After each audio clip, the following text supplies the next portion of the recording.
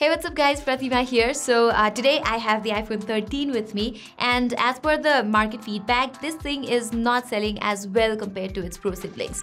The people's mindset, especially here in the South Asian region, is that iPhones are a piece of a fashion statement and they would rather spend more and get the best that Apple has to offer. And even more funny thing that I've seen is most people are buying the Sierra Blue variant of the iPhone 13 Pro Max because that's the new color Apple introduced with the iPhone 13 series. Anyway, if you go to an Apple store right now, the wait time for the iPhone 13 Pro and Pro Max is more than 2 weeks, whereas this guy is easily available.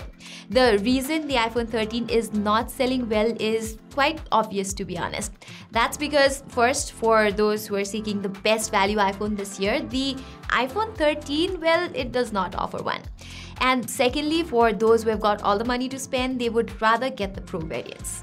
But if we take a look at last year, the difference between the iPhone 12 and the 12 Pro was not that huge. Both of them were pretty similar phones, and hence the iPhone 12 was the best phone of the year. But now, after getting used to the 120Hz refresh rate on my 13 Pro Max, the 60Hz display on the iPhone 13 is a big downgrade. Initially, I didn't think that this would make that much of a difference, but trust me, it did. So Apple should have at least offered a 90Hz refresh rate here. As a result, because of its standard 60Hz display, the overall appeal of the iPhone 13 is not the same as the Pro models. Plus, Apple is offering the iPhone 12 for a discounted rate here in Nepal as well as India from time to time, making it a much better deal instead.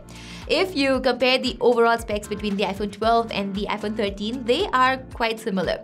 Both phones have the same design except for the camera layout, and their 6.1 inches display is also the same, although the one on the iPhone 13 is a tad bit brighter. Even in the performance aspect, technically speaking, there's an unnecessary compromise in the iPhone 13 compared to the iPhone 13 Pro or the 13 Pro Max. Although all of them are powered by the new A15 Bionic Chipset, the iPhone 13 only comes with a 4-core GPU as opposed to the 5-core on the Pro variants. In real-life usage, though, there isn't any visible difference between them. But with games getting more graphically demanding, maybe in 2 to 3 years, the iPhone 13's relatively weaker GPU might start to show signs of sluggishness due to this stupid compromise. Regardless, everything is super fast on the iPhone 13 as of now. When it comes to gaming, iPhones have always been the best, and every high-end title such as Genshin Impact, Call of Duty, Free Fire, and PUBG run smoothly in the highest of settings. Plus, I also noticed that this phone has better thermals than the iPhone 12 too. On a different note, one funny trend that I'm seeing right now here in Nepal from gaming influencers is that they are endorsing Poco and Samsung's mid-range phones as the best gaming phones. But when streaming on their channels, all of them use iPhones to play games. Just goes on to show how reliable iPhones are when it comes to pure performance. That being said, last year's iPhone 12 is still an excellent performer. Plus, because of that 4-core GPU on the iPhone 13, the difference between the two is very nominal. On top of this, what I've always liked about these non-Pro iPhones, including the iPhone 13, is their lightweight and compact design. Instead of the heavier stainless steel frames, you get aluminium frames here, which results in a lightweight form factor. Hence, using the iPhone 13 is easy on the hands even for a longer period. Compared to its predecessor, Apple has also included a bigger battery on the iPhone 13. The iPhone 12's battery was okay-ish, that easily lasted me for like a day, but with the iPhone 13, it manages like a day and a half of endurance. On the other hand, the beefier iPhone 13 Pro Max gets me about 2 days of battery life. So overall, the battery life on the iPhone 13 series is excellent and incredibly reliable.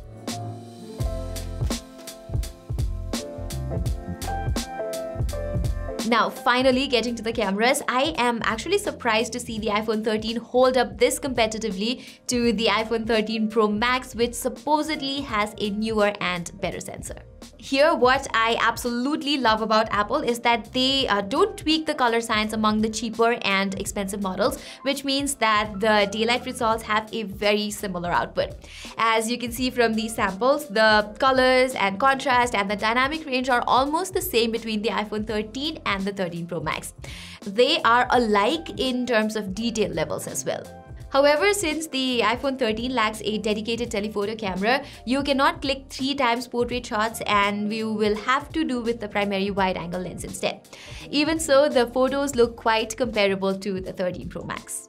Videos on the iPhone 13 are more or less similar to the iPhone 13 Pro Max across all resolutions too. Just the main difference here is that the iPhone 13's low-light ultra-wide photos as well as videos are inferior to the Pro Max. But since we don't usually shoot ultra-wide-angle photos during low light, it's not a big miss in my opinion. Nevertheless, the issues that I've faced with the iPhone 13 are similar to the ones on last year's iPhone 12 Pro Max, since both of them use the same sensor setup. Here as well, close-up subjects appear blurry and you don't get a macro mode either. Likewise, there's a visible lens flare under direct sunlight, which can get annoying sometimes. Overall, despite iPhone 13's incredibly capable cameras, top-class performance, and favorable design, I simply don't get why Apple hesitated to include a higher refresh rate screen here. Had that been the case, the iPhone 13 would have easily been my favorite iPhone of 2021. But sadly, 120Hz refresh rate is very important to me, especially when I'm paying a premium for a smartphone.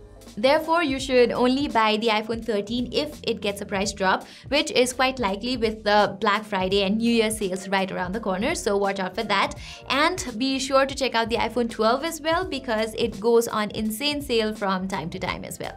So guys, that was all for my full review of the iPhone 13. If you like this video, do give it a thumbs up, and if you like our content, do not forget to subscribe to our channel and hit that notifications icon. Till then, I'm Pratima, and thank you so much for watching.